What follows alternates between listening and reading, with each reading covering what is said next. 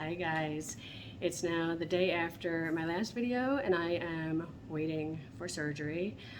It is almost 2 o'clock in the afternoon and I am still waiting. I have not been allowed to eat anything since last night, so I'm getting pretty hangry. I've also been sitting in a hospital gown waiting around, which you may have noticed from previous hospital videos that I don't wear hospital gowns. Hospital gowns, not my thing. So I was kind of forced into it because when you're having a procedure, you have to be wearing a gown. So I'm not so happy about the fact that I've been sitting around not in my comfy pajamas for hours and not eating anything for hours.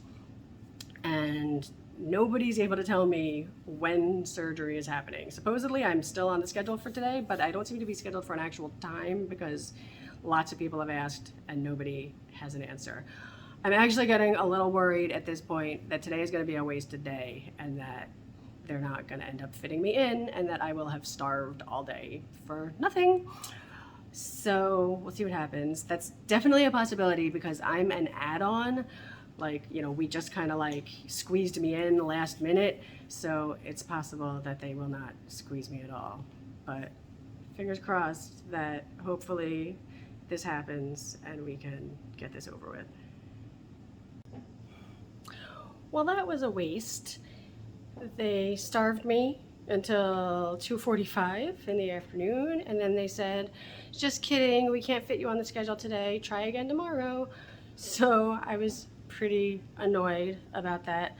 I kind of knew it was coming by that time with once it had gone that many hours with no news about me, you know, being on the schedule. I was kind of having a bad feeling, but still super disappointing. I then proceeded to like wolf down a whole bunch of food because I was really hungry. And the best part is I get to do it all over again because now I will once again be, you know, not able to eat or drink after midnight. And once again, they haven't given me a time like that I'm on the schedule. They're still trying to like squeeze me in. So there's the possibility that they'll starve me again until tomorrow afternoon and then tell me, just kidding, try again tomorrow. But we're gonna really hope that doesn't happen. My transplant doctor was very disappointed with the whole situation, and he told me that he thinks he made enough people feel bad enough that they hopefully will actually get me on the schedule tomorrow. So let's see what happens. Here's hoping. It's about 6 a.m. and they just woke me up for lab work, which is always fun. And I heard a rumor that I might be on the schedule for 9 o'clock. I will believe it when I see it, but maybe we will not have a repeat of yesterday. Well, that was disappointing.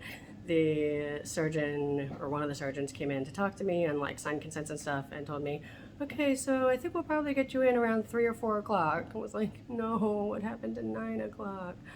So once again, sitting all day, hungry, all day. Hopefully they will actually get me in though at 3 or 4 o'clock. It sounded a little more short to this time because yesterday I was supposed to be added to the schedule, but like I was not on the board, whatever that means. But today I'm actually on the board. So even though they think it's going to take until the afternoon, they do think it will actually happen. So hopefully this will be my last day of starvation. They did it. They got me in for surgery. It took until 2 o'clock in the afternoon, but they got me in. I'm really glad that it's over. It's now a little over a day later and I'm not feeling too bad. They opened up both sides and cleaned them out. They're pretty confident that they were able to get rid of the infected tissue and it didn't look too bad. The right side is all stitched up and closed, so we just need to wait for that to heal. The left side had a little more going on, so they put a drain into it, which is basically a tube that's just sticking out of me and ends in like a little plastic ball thing, and stuff just drains and drips into it all day long. It's A little gross. Could be grosser. It's really mostly just blood, which doesn't really faze me that much, but some people might object to it. But they said that'll have to stay in until it produces less than, I think, 20 milliliters a day. Then we can take it out. My doctor said he thinks it'll probably need to stay in for a few weeks. So that's not so fun that I have to have this thing dangling out of me for a few weeks. But it could always be worse, and I've definitely been through worse. So can't really complain that much. The stitches will have to stay in also for a few weeks.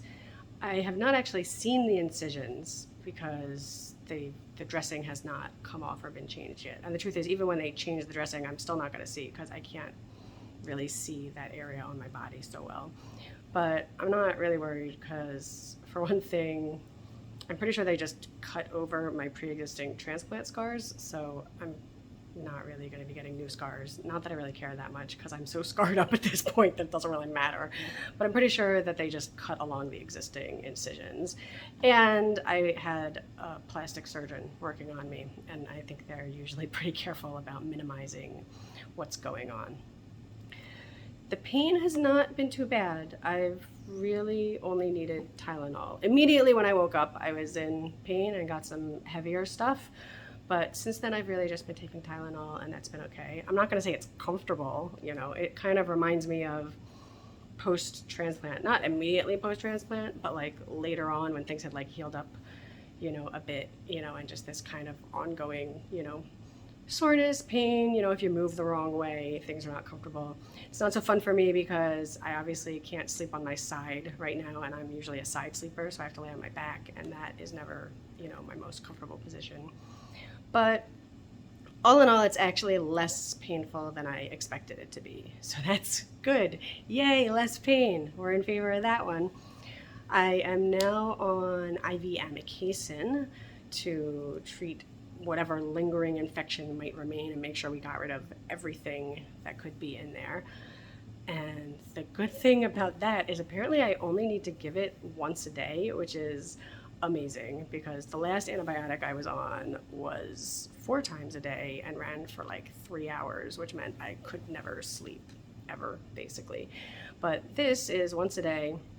I'm not sure how long it runs, but it might only be like an hour or something like that. So that's really not bad. I have to do that for 2 weeks, but again, once a day, that's a breeze for me.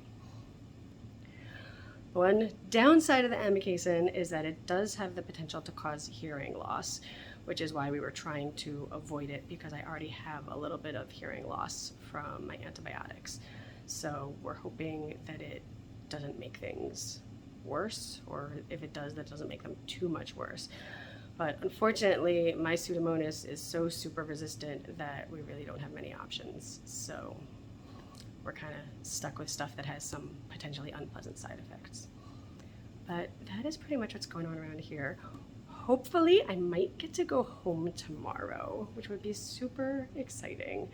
I'm pretty sure I'll be home before the weekend, but hopefully tomorrow. It looked like things were on track to get me out of here, but I know how things go around here, so I'm not actually going to believe it until I'm like in the car on my way home. But hopefully this round of hospital saga will be over very soon. And hopefully this whole abscess saga in general will be over very soon because it's been months and I'm over it. So that's what's going on around here. See you next time.